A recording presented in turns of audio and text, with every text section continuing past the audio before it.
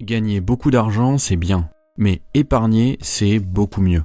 Car peu importe votre salaire, ce qui compte, ce n'est pas combien d'argent vous gagnez, mais combien d'argent vous parvenez à épargner. Vous avez des gens qui gagnent énormément d'argent, mais qui dépensent tout. Et d'autres qui gagnent normalement leur vie et qui réussissent pourtant à épargner.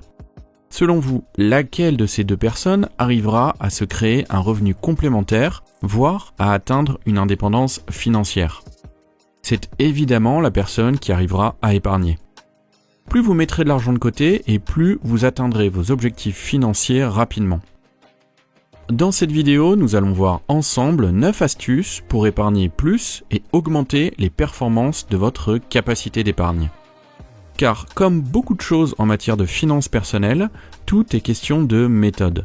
Et épargner efficacement, cela s'apprend. Si vous désirez réaliser un projet, préparer votre futur ou obtenir l'indépendance financière, apprenez d'abord à mettre de l'argent de côté, pour ne pas vous dire un jour « j'aurais dû le faire plus tôt ». Votre capacité d'épargne représente ce que vous êtes capable de mettre de côté tous les mois pour alimenter votre fonds épargne. Pour la calculer, c'est simple. Il suffit de faire la différence entre vos revenus et vos dépenses globales. En d'autres termes, il s'agit d'additionner l'ensemble des revenus que vous percevez chaque mois, puis de soustraire l'ensemble des dépenses que vous avez chaque mois. La différence correspond à ce que vous pourriez mettre de côté chaque mois et donc à votre capacité d'épargne. Et connaître cette capacité à mettre de l'argent de côté va vous amener à épargner efficacement. De plus, c'est sur cette base-là qu'une banque ou un organisme de crédit va calculer votre capacité d'investissement, mais également votre capacité d'emprunt. Donc c'est vraiment un élément de vos finances à ne pas négliger. Passons tout de suite aux 9 actions à mettre en place pour épargner efficacement et sereinement. Première astuce, avoir un objectif. Épargner efficacement, c'est d'abord savoir pourquoi vous épargnez. En d'autres termes, il vous faut un objectif. Avoir une vision à plus ou moins long terme vous permettra de mieux prévoir comment vous devez épargner. Épargner pour acheter une nouvelle voiture, acheter son logement, prévoir un matelas financier en cas de coup dur, ou préparer sa capacité d'investissement, ce n'est pas exactement la même chose. Donc, demandez-vous d'abord dans quel but vous souhaitez épargner. Ainsi, une fois cet objectif défini, il vous permettra d'estimer à la fois un montant à épargner et une temporalité. 2 éléments qui vous motiveront d'autant plus que vous verrez mois après mois l'impact de vos efforts. Deuxième astuce, faites vos comptes. Là, on est sur un conseil que personne ne veut entendre. Et pour cause, faire ses comptes ne plaît à personne. Et pourtant, c'est le premier pas pour vous occuper de votre argent. Faire ses comptes, c'est savoir globalement ce qui entre et ce qui sort de votre compte bancaire. Inutile donc d'avoir un système compliqué. Si vous connaissez votre budget utilisable, il vous suffira de comptabiliser à chaque fin de mois vos dépenses et ainsi éviter de vous retrouver à découvert. D'ailleurs, je vous rappelle que je vous mets à disposition un tableau de gestion de votre budget personnel. Le lien est dans la description de la vidéo. Il vous suffit de renseigner votre adresse mail et vous avez accès au tableau.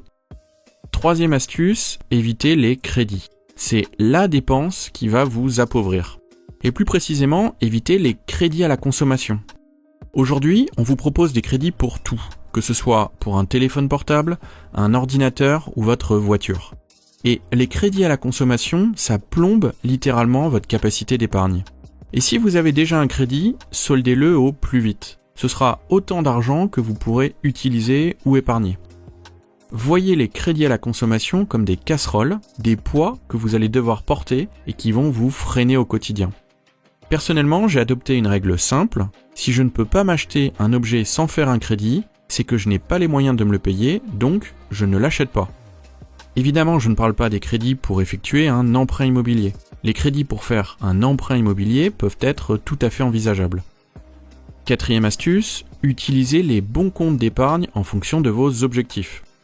Une fois que vous avez votre objectif et que vous connaissez votre capacité d'épargne, il vous reste à déterminer l'outil financier que vous allez utiliser. Premier point, il est important d'avoir un compte d'épargne séparé de votre compte courant. D'une part, cela facilitera votre comptabilité personnelle et d'autre part, vous serez moins tenté d'utiliser l'argent déjà économisé. Vous pouvez également utiliser les livrets. Par exemple, le livret A est conseillé pour de petites sommes s'il s'agit d'une épargne d'urgence ou de sécurité. Si vous en avez la possibilité, préférez un LEP, un livret d'épargne populaire, dont le rendement est actuellement bien supérieur à celui du livret A. Par contre, si votre objectif est d'investir pour obtenir un rendement, alors dirigez plutôt votre épargne et vos économies vers un PEA, un plan d'épargne action, ou un compte titre ordinaire afin de profiter du levier financier de la bourse. Vous avez en description de la vidéo les banques et les courtiers que j'utilise pour mon PEA et pour mon compte titre ordinaire. La 5e astuce est très connue de ceux qui souhaitent épargner efficacement. Il s'agit de se payer en premier. Le principe est simple et va vous permettre de mettre de l'argent de côté sans même vous en rendre compte. À chaque fois que vous recevez votre salaire mensuel, vous allez effectuer directement un virement vers votre compte d'épargne avant même de payer toutes les autres charges et dépenses courantes. En fait, vous allez faire exactement comme si votre épargne était l'équivalent d'un loyer à régler, d'une facture de téléphone à payer ou d'un crédit à rembourser. Vous le réglez immédiatement. De cette manière, vous êtes certain d'épargner tous les mois la somme que vous vous êtes fixée. La 6e astuce ne va pas vous plaire car elle concerne les transports et plus spécifiquement la voiture. Le budget auto et de façon générale le budget transport ont un impact énorme sur vos économies. Réduire cette part de dépenses peut vous permettre de dégager un important potentiel d'épargne. Je m'intéresse spécifiquement à la voiture car la plupart des gens ne se rendent pas compte à quel point la voiture est un gouffre financier. Première action concernant la voiture, chiffrez précisément combien vous coûte votre véhicule au quotidien afin de prendre conscience de la charge qu'il représente.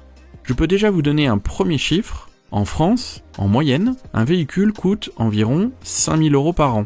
Si l'on additionne tous les frais liés au véhicule, l'essence, le péage, l'entretien, le coût d'achat, l'assurance, etc. Cela représente une dépense de 400 € par mois. Si vous vivez dans une grande ville, vous pouvez tout à fait vous passer d'avoir une voiture. Pour d'autres, avoir une voiture, c'est une obligation. Dans ce cas, vous devez trouver des astuces. Changer pour un modèle de véhicule plus petit qui consommera moins et vous coûtera moins cher en assurance. Voir si vous pouvez mettre en place une solution de covoiturage pour faire baisser vos frais. Bref, essayez de trouver des moyens pour essayer de réduire au maximum ce type de dépenses. La 7e astuce est très à la mode actuellement. C'est de revenir à une approche plus concrète de votre argent. Avec les facilités de paiement par carte bancaire, on ne se rend plus vraiment compte de la valeur de l'argent.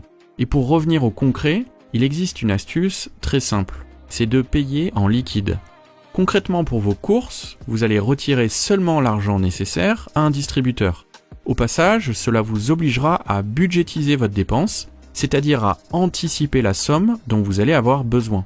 Des études ont montré que cela nous fait davantage mal au cœur de payer en argent liquide plutôt que de payer avec sa carte.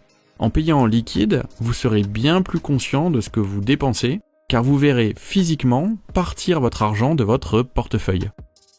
8e astuce de cette liste, la règle des 7 jours. Lorsque vous achetez une nouvelle chose sur un coup de tête, vous n'avez pas forcément conscience de la future émotion liée à la ligne négative sur votre compte bancaire. Votre décision est plutôt biaisée par l'émotion positive de votre achat immédiat. Pour éviter d'acheter sur un coup de tête, c'est en fait très facile. Patientez au minimum 7 jours avant de procéder à un achat non essentiel et impulsif.